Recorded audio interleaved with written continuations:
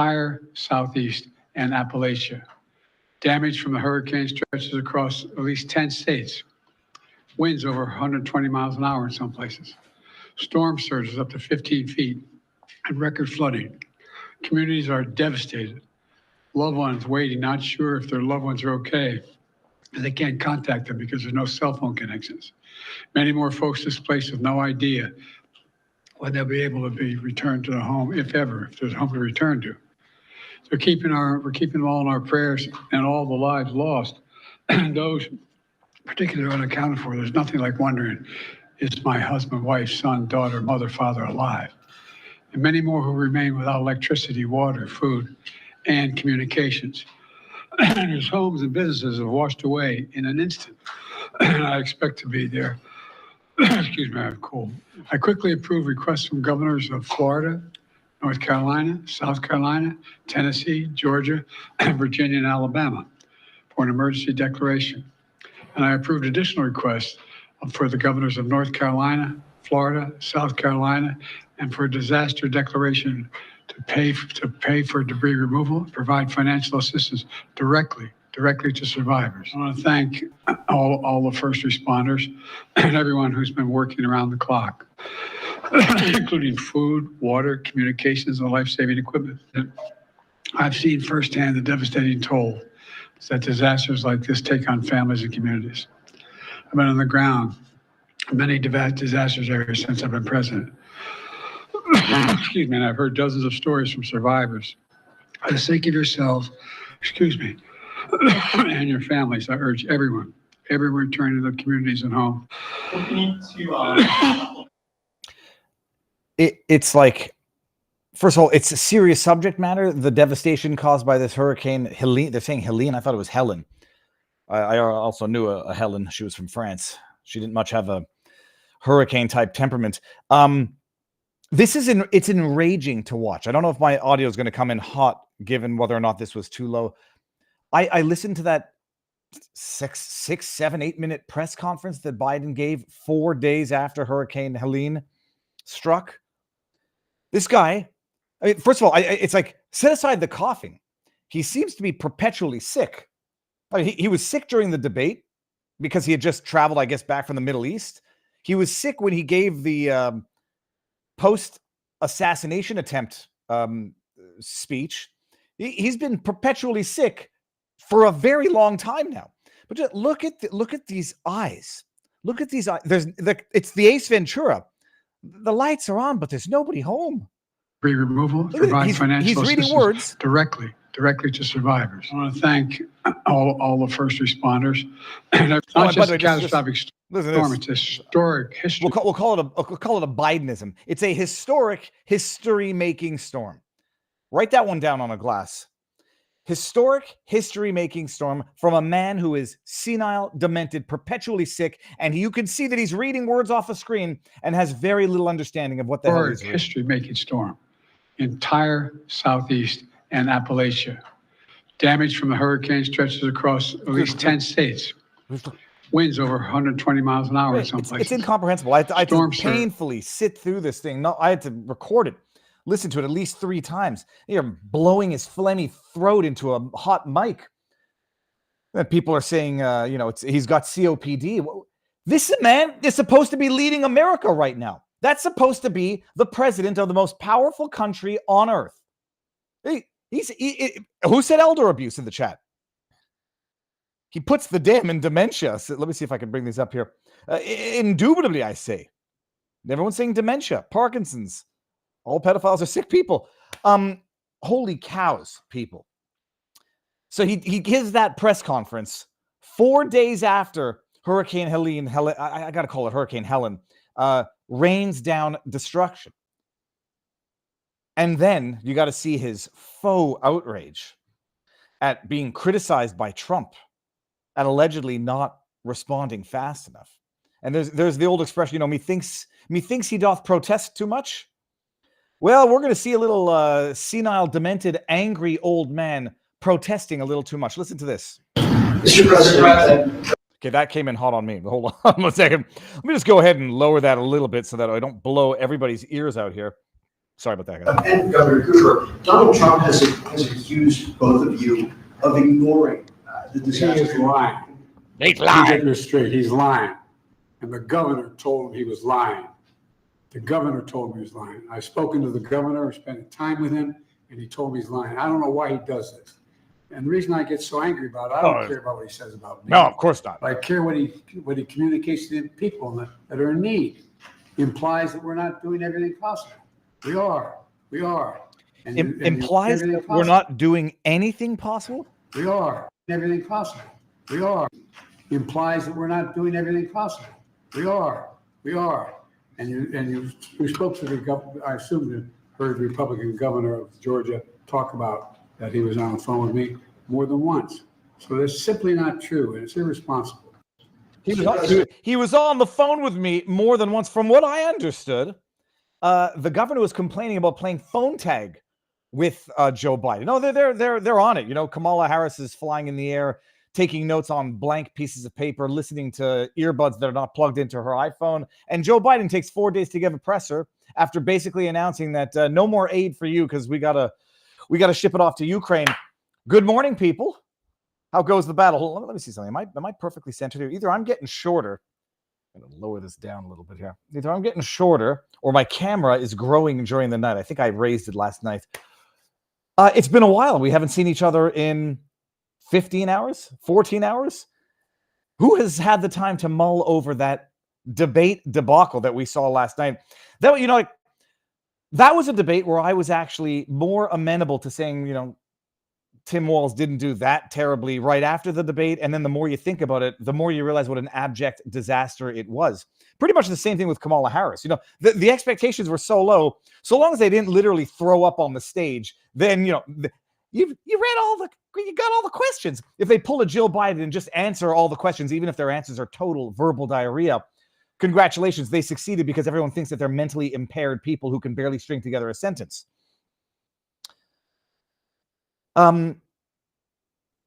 Hold on, I'm going to bring this on. Be nice, Viva. It's called getting old. No, we get old. My dad, first of all, my dad's in exponentially better shape, both cognitive and physical and spiritual and emotional and humorous than Joe Biden. My dad shouldn't be president of the United States of America. Goodness. That debate was an abject disaster. And I stayed up until like midnight 30 last night because I was like, I got to memorialize these sound bites because they will echo throughout the ages. And we're going to go over some of them today and some other stuff. There were a couple of other stories. The structure of today, basically, it's going to be a meandering. We're going to go over the highlights. We're going to go over the clips. We're going to go over the idiots on the internet who spew nothing but vagaries. Oh, I can't stand listening to this debate. All the Republicans do is lie. Can you give me one? Just give me one freaking lie. And then I found one guy who fact-checked something. Lo and behold, liar. All right, we'll get there in a second. Because before you get there, by the way, but if JD Vance, they're talking about Doug Emhoff redefining masculinity. You can make fun of JD Vance's dark eyebrows or eyelashes all you want and accuse him of wearing eyeliner. If there's one man in this debate, if there's one man in this presidential campaign who's going to redefine what masculinity is, it's going to be JD Vance. Now, I'm getting a spinning wheel of contemplation on my computer. It's going to bring up, I can't even, hold on. If I go back here, JD Vance took to that stage yesterday and basically turned Tampon Tim. He illustrated why Tampon Tim's nickname is Tampon Tim, but he also illustrated what happens when you have intellectual testosterone in your body, people. Be Naked is our first sponsor of today's show. After 30, your testosterone takes a dive, dropping 2% every year. That's a reality. But if you're not the type to just roll over and let it happen, there's Naked Organs. This isn't some lab-made, filler-packed nonsense. It's 100% pure bison organs, liver, heart, kidney, the way real men have powered up with their testosterone for centuries, loaded with B12, iron, and zinc. This is how you keep your testosterone levels high, your energy strong, and you can pull a JD Vance and turn other men into a Tampon Tim, AWOLs, no balls, wolves. No fake ingredients, no corporate garbage, just real raw nutrition straight from nature. Go to benaked.com, promo code VIVA for 15% off. And if you want to see a funny video of, I don't consider myself to be a real man, but I did eat bison balls one time. Now they did not taste good. And now with Be Naked, you can get it in a supplement form, in a pill, so that you no longer have to go through the hard work of actually cooking it. And while we're talking about taking care of ourselves and our bodies, we want to talk about our furry kids as well. Let's be real. Getting your dog to the vet these days is harder than scoring a reservation at a top-tier Michelin restaurant. There's a shortage of vets predicted by 2030, 15,000 shortage predicted by 2030, emergency clinics cutting hours, and pet owners are waiting weeks just to get an appointment. No wonder 66% of U.S. households now have pets that are drowning in their own fur. We actually just got our dog groomed the other day. It's very nice. What's the rush? Skin problems, stomach issues. Yep, the things that you could handle at home if you had the right tools. Lucky for you, Rumble has partnered up, or at least built the parallel economy with Pawsitive. Medical kit, basically your dog's personal home ER kit in a box. Got all the allergy meds, antidiarrheals, poison control, wound care. It's like you're suddenly a vet, minus the student loans and the white coat. You'll save a ton of cash, skip the hold music when calling a vet, and you might actually save your own dog's life. Pawsitive.com, promo code VIVA, 15% off. Don't let your dog's health hinge on a waiting list. Handle it like a pro and still have time for Netflix. Pawsitive, PAWSITIVE.com. Promo code VIVA for those of you who are listening online. Woo! Am I allowed to if I read the comment, it's not me saying it, right? So I'm allowed to say, Jacob Castro says, smash that like harder, you bigots. I should have actually made sure that we are live across all the platforms. And for those of you who are new to the channel, don't know how many of you are new, let me refresh. We start on CommuTube, Free Speech Rumble, Twitter, and vivabarneslaw.locals.com. Why can I not refresh my computer? We're going to see if we're live. Everything's smooth. Hope that that audio wasn't too blaring coming in, because we had a small one here. Oh, goodness. There we go. We're good. All right. Let's see what's going on in here. Locals, two main topics on X, arguing if Springfield Haitians are legal or not, and Vance thinking about the future versus if Trump actually lost the last election. Harris campaign digging their own hole, says PU 239 in our vivabarneslaw.locals.com. Okay, I can get this out here. So we start on YouTube, Rumble, Twitter, vivabarneslaw.locals.com. Then we, at some point, leave YouTube, go over to Rumble, and then we have our after party at vivabarneslaw.locals.com. I got a long line of stuff up here, people. We're going to tackle one thing first, and this is what J.D. Vance said about his son allegedly having witnessed a shooting. Now, we're going to get into this. This is a serious topic, so I don't want to make light of it, but I am going to say that past his prologue, and in as much as Tampon Tim, No Balls, AWOL, Walz has routinely and habitually lied, and so as not to be accused of doing what I'm accusing others of doing, I will give you the lies. Stolen valor, having been in combat. That Trump wants to implement a national abortion ban. What else? I can do the flip-flopping stuff, but that might not be a lie. Tim Walz is a confirmed habitual liar of the highest order, because it involves lying to steal the valor that others had to fight, get injured, bleed, and sometimes die for. He is guilty of stolen valor, period. He admitted it, but he says he misspoke. Now he might be guilty of stolen sympathy for what he claimed last night at the debate. There's a couple of things that Tampon Tim and Kami Kamala have, if they've only said it once, it was during the debate. When it gets to Kamala, she might have mentioned being a gun owner in 2019. But this is what Tim Walz said last night, as far as I know, for the first time ever. Listen.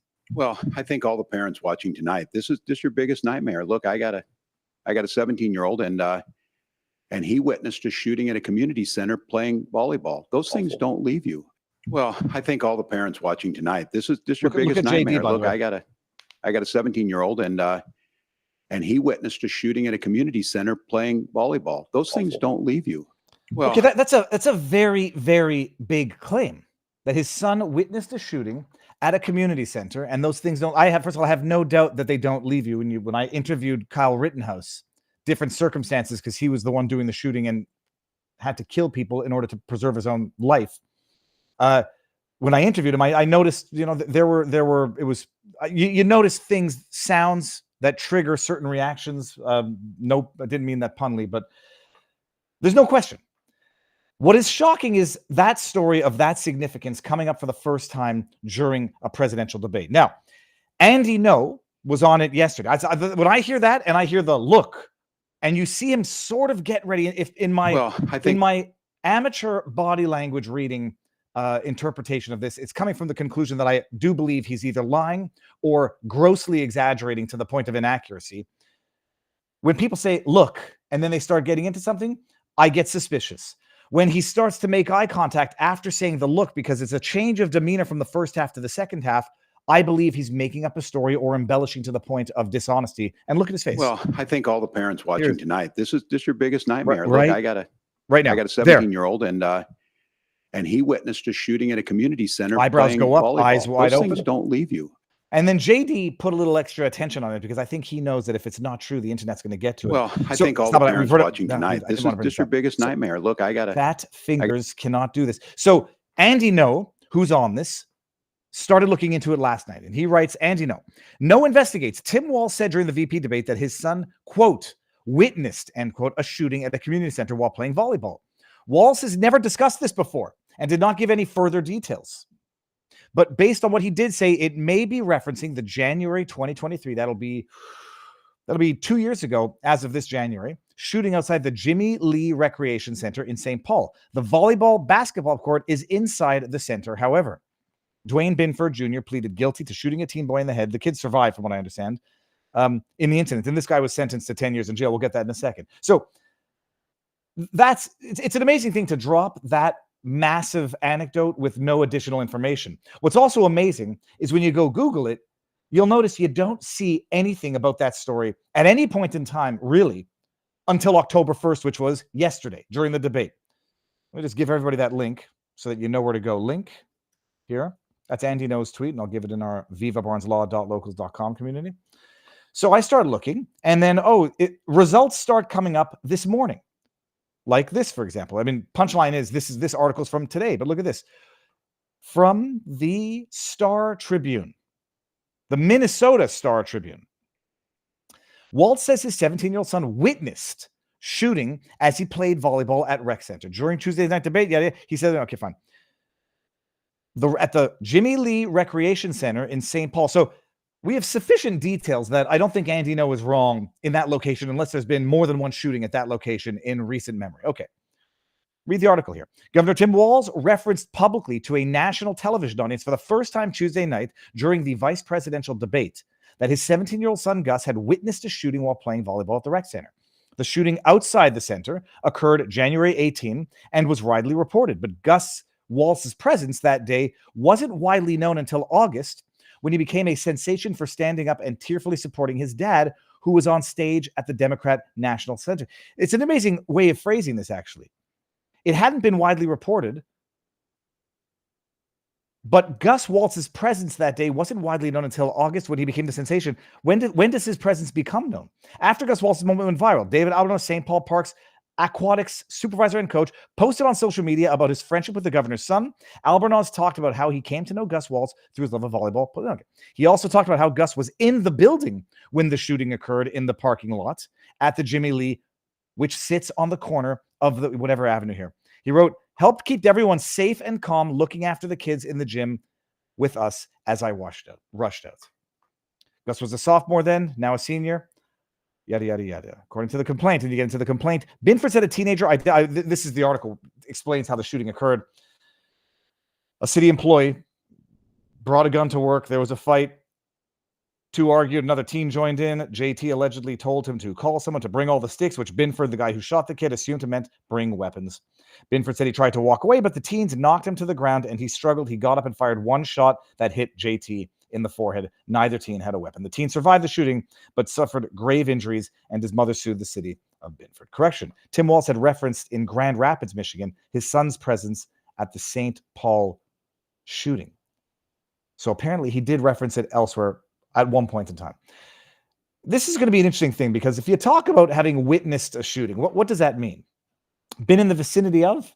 On the scene of? I'll give everybody the link to that article as well. Link. This reeks yet again of, remember when Tampon Tim said, well, when I speak on certain subjects, I just get so passionate and emotional, I misspeak.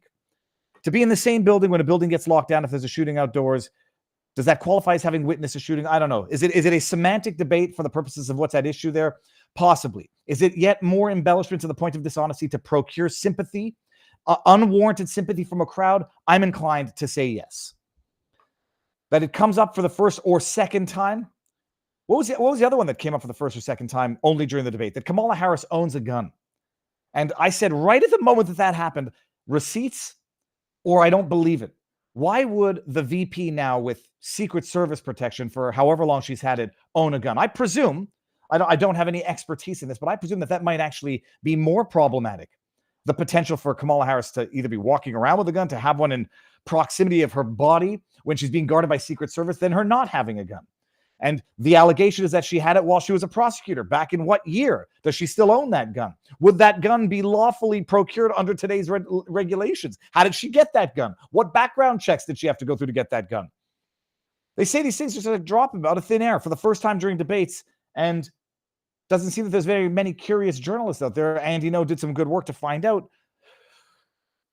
But that was Tampon Tim's statement from last night, which I think is bordering on the stolen valor, but we don't really have to leave it in there. We can go to the actual outrageous statements that Tim Walz made last night. The amazing thing, by the way, is that Tim Walz is sharing these clips as though he was the victor in all of this.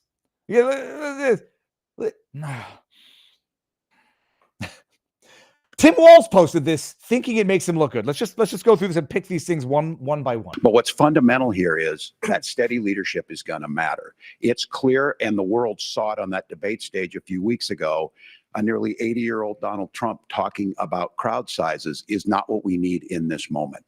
But it's not just that. It's those that were closest to Donald Trump that understand how dangerous he is when the world is this dangerous. JD is looking at him like, I can't believe anybody could be more mentally impaired than Kamala Harris herself. I say that as a joke, actually, because Tim Walz, in as much as he is quite clearly not the sharpest tool in the box, not the sharpest pencil in the box, the tool, whatever the heck the expression is, he's still actually more eloquent and more coherent than word salad Kamala Harris. I'm going to come back to the first half of that sentence in a second. Let's His chief of staff, John Kelly, said that he was the most flawed human being he'd ever met. And both of his secretaries of defense and his national security advisors said he should be nowhere near the White House. Now, the person closest to them, to Donald Trump, said he's unfit for the highest office. That was Senator Vance. What we've seen out of Vice President Harris is we've seen steady leadership. But what's fundamental here is that steady leadership is going to matter. It's clear, and the world saw it on that debate stage a few weeks ago. A nearly 80-year-old Donald Trump talking about crowd sizes is not what we need in this moment. A near 80-year-old Trump. Oh, he's too old, except he's exponentially sharper than you, Tim Walz, let alone demented Joe.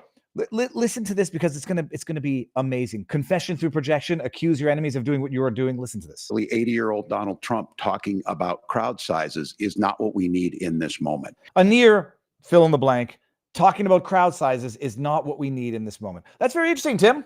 I watched the first debate. I watched it. You know who was talking about crowd sizes? It wasn't Trump who brought it up. Let me see here. Oh, come on. I need this faster for the punchline value. It wasn't Trump who brought up crowd sizes. You know who brought up crowd sizes? Kamala Harris brought up crowd sizes. Is this it? No, this is not it. Oh, I've blown the punchline. How would I want to label? There we go. Because it wasn't Kamala Harris that posted it. Listen to this. Who brought up the crowd? You're right. The last thing we need right now is someone talking about stupid crowd instead sizes. of fixing a problem. And I'll tell you something. He's going to talk about immigration a lot tonight, even when it's not the subject that is being raised. And I'm going to actually do something really unusual. And I'm going to invite you to attend one of Donald Trump's rallies, because it's a really interesting thing to watch. You will see during the course of his rallies, he talks about fictional characters like Hannibal Lecter. He will talk about windmills cause cancer. And what you will also notice is that people start leaving his rallies early out of exhaustion and boredom. And I will tell you, the one thing you will not hear him talk about is you. Who talked about the crowd sizes and the crowds, Tim? No balls, Walz. It was Kamala Harris, and you just proved the point. It's like they accuse Trump of being the abusers that they are. And but for the fact that I watched both of these debates, like, Tim, I think you're lying there, if I'm not mistaken. Oh, but now that I pulled out the amazing one here, speaking of accusing your adversaries of doing what you were doing so as to create confusion, it's an old Nazi propaganda technique. It's not a Rules for Radical by Saul Alinsky, but I'm sure similar tactics exist. Donald Trump has survived 2 failed assassination attempts, and he is accused of being Hitler. He's accused of being a threat to democracy, and yet he is also accused for being the cause of the attempts on his life because of his violent rhetoric. He has normalized political violence. He puts out the dog whistles, the stochastic terrorism. Look at this ad. I see this ad, and it makes me angry, but that's not hard to do these days. I'm really concerned about J.D. Vance being a heartbeat away from the presidency. He is an extremist, I certainly would like abortion to be illegal nationally. a danger to our democracy. J.D. Vance has said he would not have certified those electors. We really need to be ruthless when it comes to the exercise of power. A danger to our fundamental freedoms. If Trump wanted to distance himself from Project 2025, why did he pick Vance? He wrote the foreword for Heritage Foundation President Kevin Roberts' new book. You may know that we're good friends. He's not just weird or dangerous. He could be a heartbeat away from the Oval Office. Can he govern from prison? People should be concerned. Anonymous. The former president has been off his game. Anonymous. He is so disoriented. Would it take bets here? What do you think? I'm really concerned about J.D. Let Vance me being a pause it. heartbeat away from the presidency. He is Right there. You understand? Like, this is the same group of people who talks about political violence has no place in America. Cool down the rhetoric, stochastic terrorism. Look at what happens when you actually, like, I did it so that you don't have to. Screen grab. Extremist, danger, dangerous, a heartbeat away. You want to talk about what is stochastic terrorism if you believe that concept exists? That is. You want to talk about what political violence is and violent rhetoric is? That is. You want to talk about the type of rhetoric that gets people to shoot up a bunch of Republicans at a baseball game and try to take Trump out not once but twice? This. I mean, this is literally the trigger signs for animals. Danger, extremists, one heartbeat away. What are you going to do about it? Oh, I only mean vote. That's all I meant, guys. I mean, whatever you see in that is up to you. But when Trump comes out and says anything remotely innocuous, it's end of the world. Oh, Lordy. Holy crab apples. I did not get to any of the chat. Okay. So though that's a little bit of the intro, but don't worry, we're not halfway done yet. I was making a joke with my wife that this is going to take longer to review the debate than it would have taken to watch the debate, but it'll be more entertaining and more educational, to quote Homer Simpson. Josiah Garcia 90 is now a member of our vivabarneslaw.locals.com community. I don't have a bell yet, but my kid got this, like, here. Welcome to the above average community. Josiah, first of all, I also love that name. Josiah. Beautiful. Welcome to the community, and thank you very much for the support. vivabarneslaw.locals.com. Lord of the Ree says, Tim Walz's head literally looks like a testicle. No. Well, I'm going to go Google a testicle right now, but no. You know who he looks like? And I can't unsee it now. Elmer Fudd. I heard this on Bongino today. Elmer Fudd. We're going to have like 2 lookalikes today, actually. Hold on one second. Lord of the Ree. Let me bring this out. Unpin. I'm sure Elmer Fudd, Tim Walz. I'm sure there has to be a side-by-side comparison. Oh my goodness. You will see it and you will never unsee it. Google search engine. These are real pictures, people. That's Tampon Tim, a real man. Look at that. I mean, it's whatever. It's kind of cool. That's when he has his dog. There you go. This is Tampon Tim and this is Elmer Fudd. And there is absolutely no question that the similarity is striking. Lord of the Ree, thank you very much. We got Pasha Moyer. I can't bring it up, but it says It's a meme and it says, "Oh, how I love the China," and it's tampon Tim in a rice paddy field. And we got Denise Ann too. I can bring this one up here. David, if Harris truly has a gun, then she knows that background checks are already required to purchase a gun. She wants us all de-armed so we can't defend ourselves against criminals, domestic and government.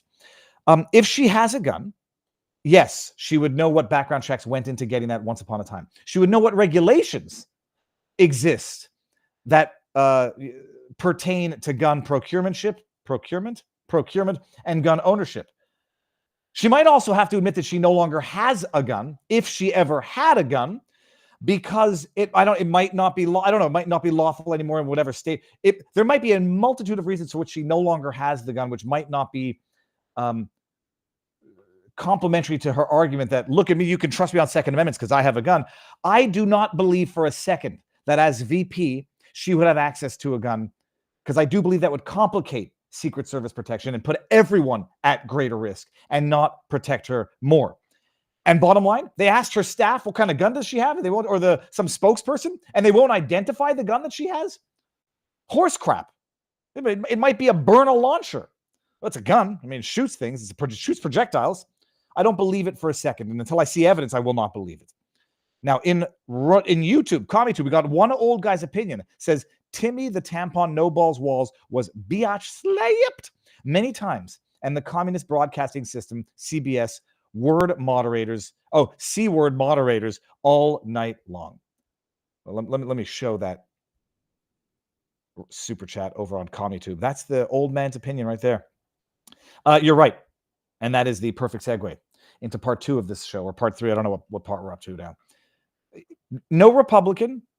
I say no one, because even if they cheat in your favor, who the hell wants to win if you win by cheating? Who the hell wants to be the loser that needs 2 sidekicks to defend your tampon butt while you're up on stage? Who the hell wants? I mean, I guess if you're an idiot and you know you're going to lose and it's your only chance of winning, you're going to want all the assistance you can get. But who the hell would want to win, even if they did win, which they didn't? But who would want that type of cheap, juvenile assistance? No one should ever do another debate with these propagandist networks, period. Like a Joe Rogan, he might not be totally neutral, but he's damn well as close as you're going to get. Go on Lex Friedman if you want a milquetoast, middle of the fence sitting dude who's going to ask, pretty much the same questions to everybody. But it wasn't just that they were participants in last night's debate. They were wrongly fact-checking. They were wrongly fact-checking and outright not even arguing with JD. They were abusing of their monopoly of the mic power to spout disinformation and then prevent the person that they weren't supposed to be fact-checking. And yet they were adding commentary after answers. And then when they get called out on it, if you haven't seen this clip, they cut JD's mic as he is responding to their disinformation. After the 2020 election, President Trump's campaign and others filed 62 lawsuits contesting the results. Judges, including those appointed by President Trump and other Republican presidents, looked at the evidence and said there was no widespread fraud. The governors of every state in the nation, Republicans and Democrats, certified the 2020 election results and sent a legal slate of electors to Congress for January 6th. Senator Vance, you have said you would not have certified the last presidential election and would have asked the states to submit alternative electors. That has been called unconstitutional and illegal. Would you again seek to challenge this year's election results, even if every governor certifies the results? I'll give you 2 minutes. Fire her. This is not a journalist. She's an activist, and a bad one at that, because she's a liar of an activist. Fire her. This woman has no business in any realm of a universe that considers itself to be journalism or journalists. I'm going to walk through all of these, because this is where I would not do well in these types of presidential, vice presidential debates, because I would go nuts point by point. I was like, excuse me, ma'am, did you just have a 45-second soliloquy before you asked me a 7-second question? Can you repeat that question, please? And if you do, I'm going to stop you each and every way. Let's start here. After the 2020 election, President Trump's campaign and others filed 62 lawsuits contesting the results. Stop. How many lawsuits did Trump file? I'd like to know. 3? Because I'm pretty sure it was 3. Oh, he and others filed 62. Hey, how include them all. Include pro se litigants who filed lawsuits. He filed 62 lawsuits along with others. I'm sorry, ma'am. How many did he file? On what bases were those lawsuits dismissed? I put out the highlight from our Sunday night show the other week, highlighting how this is all disinformation. I wouldn't be able to sit there and shut my mouth like JD is doing. Part 1. How many did he file? He didn't file 62, you propagandist liar. He filed, I believe it was 3. Judges, including those appointed by President Trump and other Republican presidents, looked at the evidence and said there was no widespread fraud. Pause. They looked at the evidence? Ma'am, how many lawsuits were dismissed on laches or standing? Do you know offhand? Yeah, but by definition, they didn't look at the evidence in lawsuits where they were dismissed on laches or standing. So you're a liar yet again. And then that qualifier, no widespread fraud. We were told that there was no fraud, period. Oh, now you've qualified it with widespread fraud. So you're telling me, ma'am, that judges in those 62 cases looked at the evidence on the merits and came to the conclusion on the merits after trials and full hearings that there was no widespread fraud? Everything about this question is a filthy, pathological lie. And this is supposed to be the objective, non-fact-checking moderator. Fact check her. And by the way, I don't know how many of the 62 ever made it to any hearing on the merits. Latches, standing, and other good excuses to get out of hearing them on the merits. That's what happened for the most part. The governors of every state in the nation, Republicans and Democrats, certified the 2020 election results and sent a legal slate of electors to Congress for January 6th. I'm sorry. Are you a lawyer, Madam Moderator? Or even beyond that, because a lawyer has a legal opinion but doesn't issue legal opinions, or at least legal matters of law. They sent a slate of legal electors. So you've come to the legal determination. Did a judge stipulate that the alternate slate of electors were in fact illegal? I mean, I know they were alleged to be fraudulent. They were alleged to be illegal in that RICO case. And it seems that the only people in the RICO case who broke the law are the people who brought that case. You've come to a legal determination as to the status of the alternate slate of electors that were proposed. No, it's a great question. Keep going. Senator Vance, you have said you would not have certified the last presidential election and would have asked the states to submit alternative electors. I'm sorry, but if he submits alternative electors, doesn't that sort of contradict a portion of your question?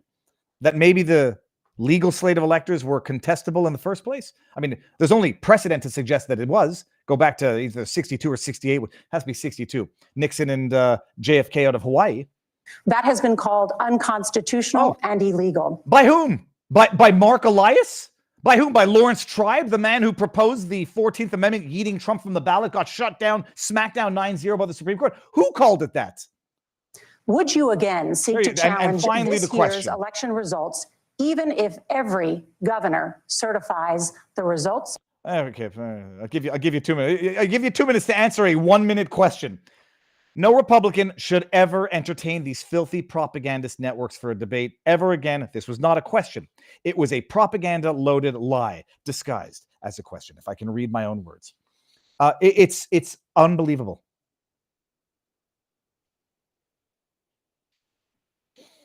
That wasn't actually the clip that I intended to bring up, which was the one where they actually...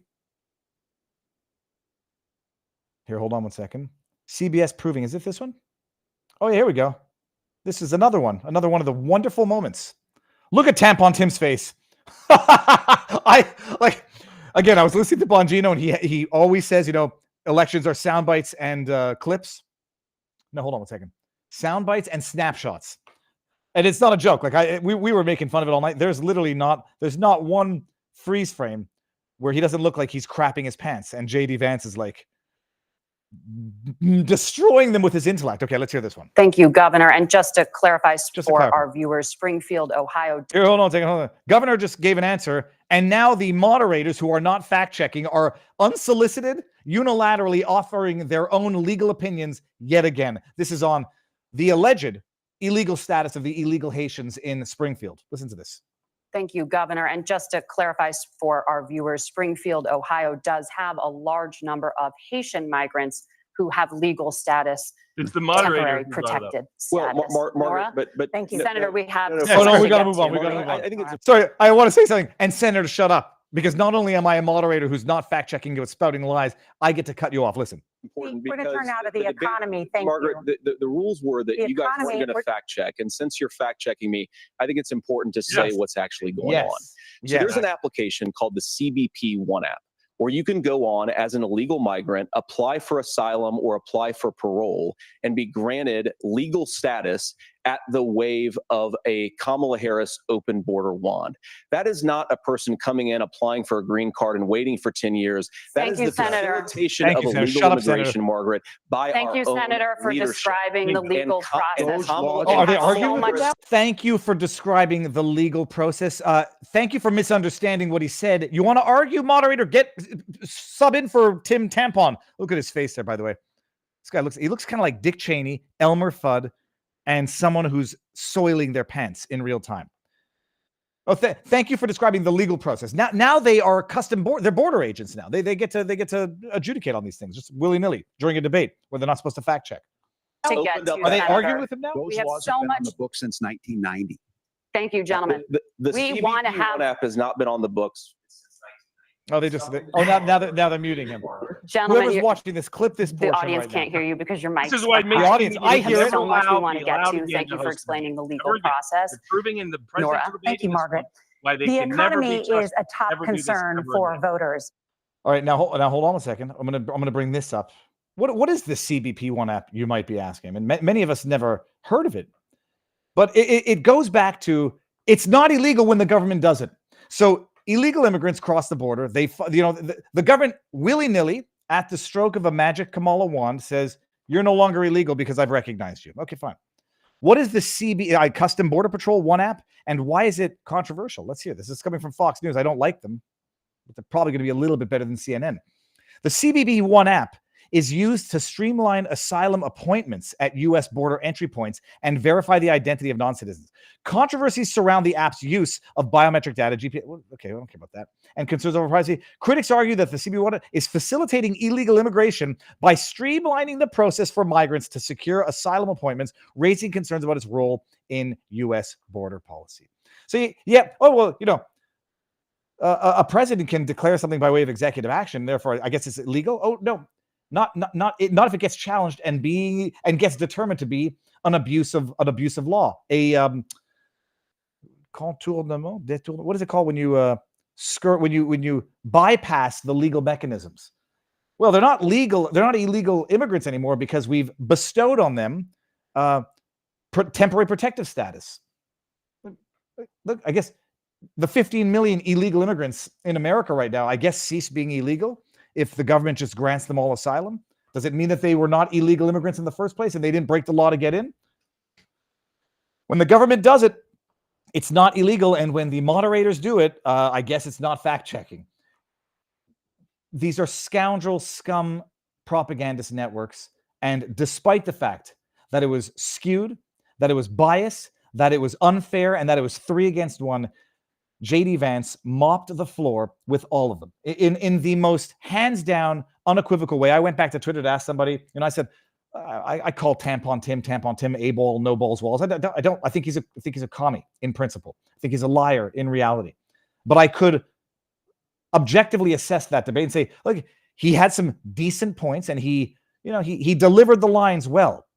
He had a lot of other problems where it does not require any form of bias or lack of objectivity to definitively say this was a disastrous debate for Tim Walz, if only because of the sound bites and clips that will echo throughout an eternity, which we're going to get to after this.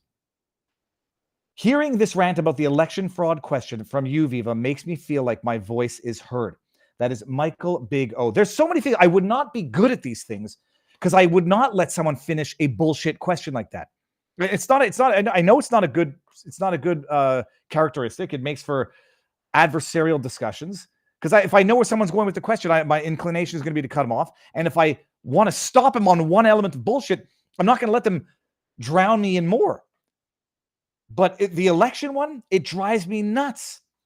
Like they don't understand a damn thing. I've been following it since 2020, and there's still that which I don't understand.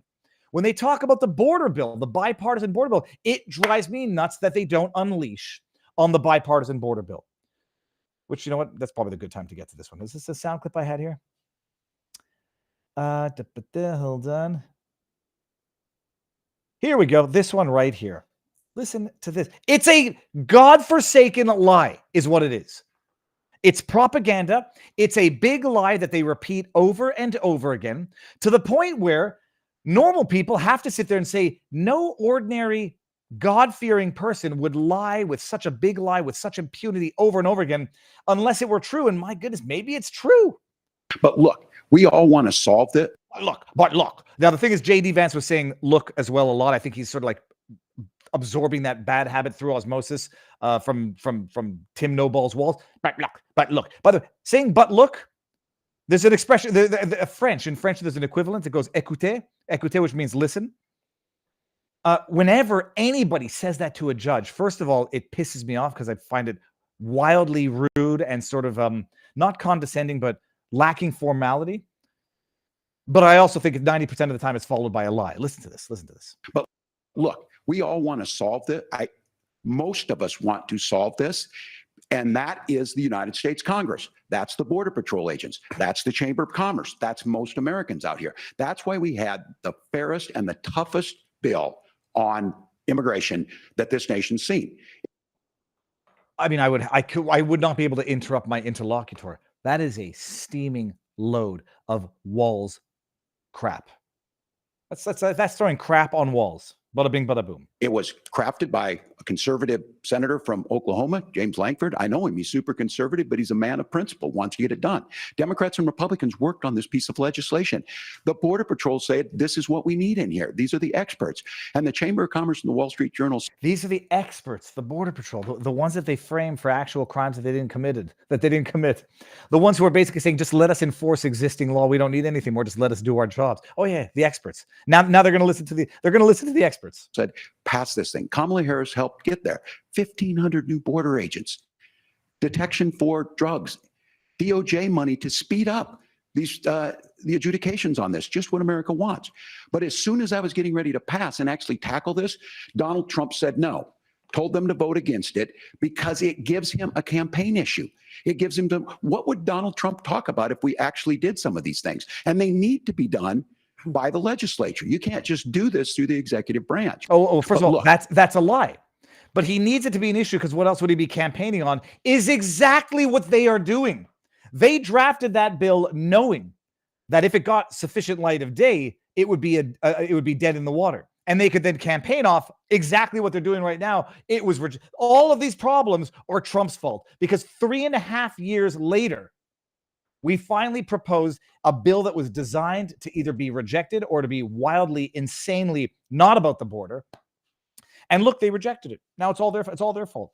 $60 billion to Ukraine in the original iteration of the alleged bipartisan border bill. $15 billion to Israel. I think there was $4 billion to humanitarian aid for Gaza. It's an amazing thing. There's a great meme, and it's missiles going up and like getting intercepted by missiles from the Iron Dome, and it says my tax dollars and somehow also my tax dollars. That was in the original bipartisan border bill. And I've had this discussion with Barnes, and he says this rebuttal is too complicated.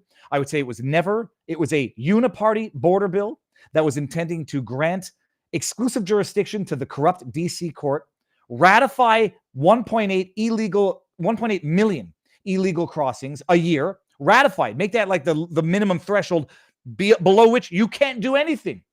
That border bill was neither a border nor protection, nor even relating to the border, and it did nothing to curb illegal immigration. It actually just ratified and legalized, had it passed, up to 1.8 million illegal immigrants a year.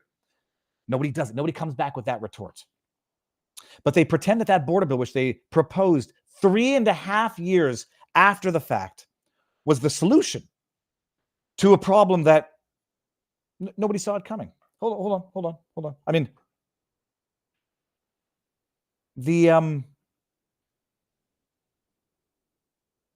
where is it? I have it here. Hold on a second. I have to bring up just random ones here. Is this it? Yeah, this is it. This is the one. This is 3.5 years ago. They pretend that, oh no, that we had the solution. We're not the cause of the problem.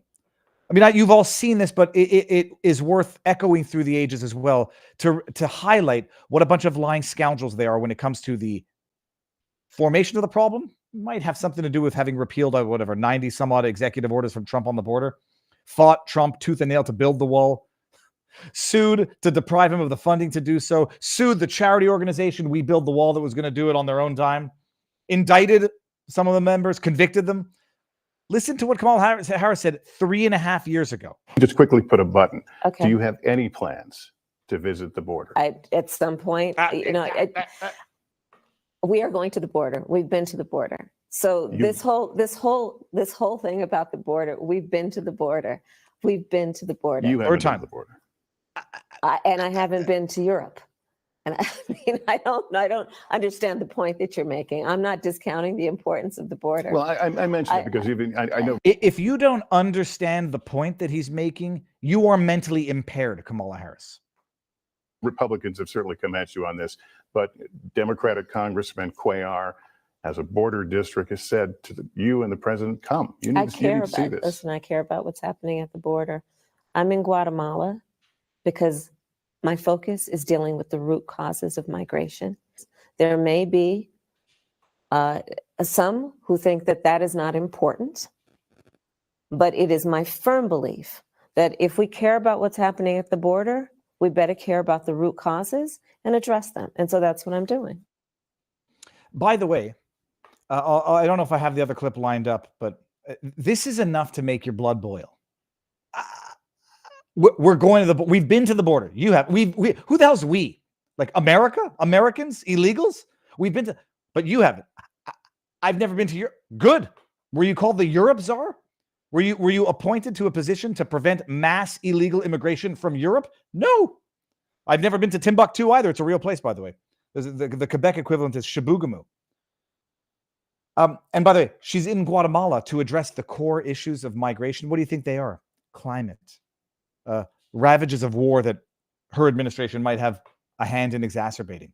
The most shocking thing from that interview, you go back and watch it. It's 3.5 years old. When she said, I told them not to come. Remember the hilarious meme, don't come.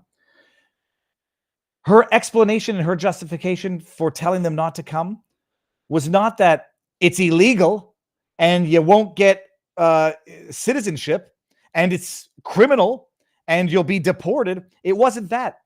Her rationale, her justification for why she was telling them not to come is that it's dangerous. The trip is dangerous. Let me see if I can find this real quick. Like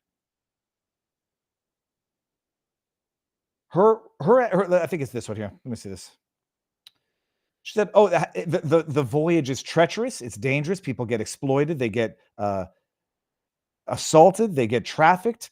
Her reason to tell them not to come was just because it's dangerous, not because it's illegal and you'll be turned back if you get here. Listen to this. Americans don't see a lot of that on a daily basis. What they do see at their own border, children being lowered over fences, children coming in with, phone numbers stenciled on their hand. Yeah. Being and trafficked. So the question has come up, and you heard it here, and you'll hear it again, I'm sure. It's why not visit the border? Why not see what Americans are seeing in this crisis? Well, we are going to the border. We have to deal with what's happening at the border. There's no question about that. That's not a debatable point. But we have to understand that there's a reason people are arriving at our border and ask what is that reason, and then identify the problem so we can fix it. Let's talk about the corruption issue.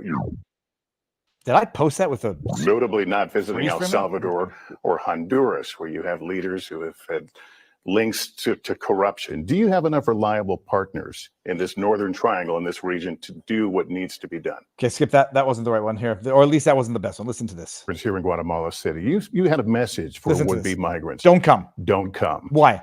Why should they believe you when they know that people are getting in? I've been working on this issue for a very long time. Oh, I'm sorry. I thought it only recently arose, and the one solution that came up in 2024 was Trump's fault. I've been working on this for a very long time, but she was never border czar. You tell them not to come, but they know that if they come, they're not going to be turned back. So why should they listen to you? Listen to this answer. The kind of violence and danger that is associated with that trek, especially when we're talking about from Guatemala through Mexico to the United States. It's extremely dangerous. We are looking at a situation where people are fleeing because of hunger, because of the hurricanes, because of the pandemic. So the reason I am here is to address those issues, knowing that the people who are here for generations, she's got dead eyes. They want to stay. They don't want to leave, but they need opportunity. They need assistance. They need support. Appreciate that. She said, don't come, not because it's illegal to get turned back, but because it's too dangerous. And they need assistance and they need support in order to not leave in the first place, which would seem to open the door to the idea that it would be up to America to improve the quality of life in foreign countries in order for them not to come. Because if they come and make that very dangerous trek, they're still going to get through and get whatever special wand protections and immediate recognitions that the Harris-Biden administration decides to afford to what would otherwise be criminal illegal aliens. Oh, lordy, lordy, lordy. Okay, now what we're going to do, by the way, because we've been on CommieTube for longer than it deserves, let me make sure that I don't see any. There's one super chat here from one old guy's opinion. It says, Timmy the tampon was sweating and squirming around like a whore in a church every time JD gave answers. Wait, do prostitutes not go to churches? I would imagine they go to churches. All right, let me see what's going on here. Oh, there's a lot of... oh, my goodness, there's a lot of bots in there. Well, that's a good sign, I guess. Got a lot of bots in the chat over on YouTube. And I guess I didn't put on the 10-second delay. All right, whatever. We're going to end on YouTube anyhow. I think it's going to end on Twitter as well. So come on over to vivabarneslaw.locals.com. Let me put this in the chat over here. Link to Rumble here. Did I not put this in the pinned comment? Pin. It won't let me. That's funny. It won't let me replace pinned. Okay, let's try that. Okay, message pinned. And if you're going to come over to vivabarneslaw.locals.com and skip the lineup, and skip the whatever.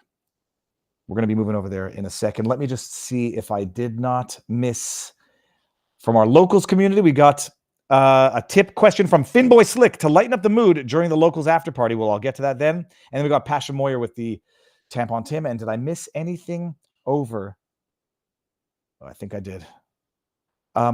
We got one from FDman12 says the policies she implemented incentivized illegal entry is the cause of the problem. No, but the whole point is like, it's not a problem to them. It's a strategy. The demographic shift, the political demographic shift is the strategy. That is the end goal. And so she's got to make it look like, A, it's not a problem that she caused, B, that she's fighting to solve the problem, and C, that it's all somebody else's fault while they reap the benefits of allowing mass illegal migration, that they then wave the magic wand and grant them whatever status makes them legal so that they go from illegal to legal. And then in 5 to 10 years, if they can successfully steal 1 or 2 elections in the meantime, lifelong Democrat voters. And that is it. All right, get your butts off of CommieTube and come on over to Rumble or vivabarneslaw.locals.com. I will post the entire stream on the Viva Clips channel and clips on Viva Frei. It's a little confusing, but we'll get the system eventually. It's only been 10 years this November. Ending on YouTube and Twitter, 5, 4, 3, 2, 1.